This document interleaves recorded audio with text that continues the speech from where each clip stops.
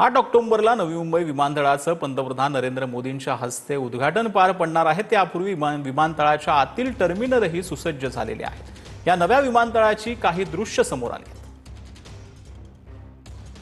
तर नवी मुंबई विमानतळाची ही दृश्य आता समोर आलेली आहेत। नवी मुंबई विमानतळाची ही दृश्य अत्यंत बोलकी आहेत। मोठ्या संख्येने इथं इन्फ्रास्ट्रक्चर वापरण्यात आलेलं आहे। अत्याधुनिक सोयी सुविधा ज्या आहेत त्या या संपूर्ण विमानतळावरती सुसज्ज करण्यात आल्या आहेत।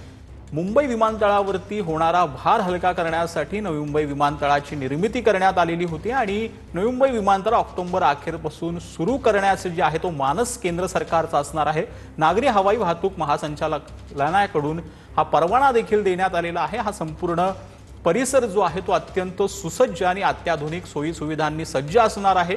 मुंबई विमानतळावर जो काही प्रवाशांचा भार होता तो नवी मुंबई विमानतळावरती आता जाणार आहे। त्यामुळे मुंबई विमानतळावर जी काही विमानांची ये-जा होती ती आता कुठेतरी कमी होईल आणि नवी मुंबई विमानतळावरनं देखील आंतरराष्ट्रीय उड्डाण जे आहेत ते आपल्याला पाहायला मिळणार आहेत। नवी मुंबई विमानतळाची ही झलक आपल्याला पाहायला मिळते।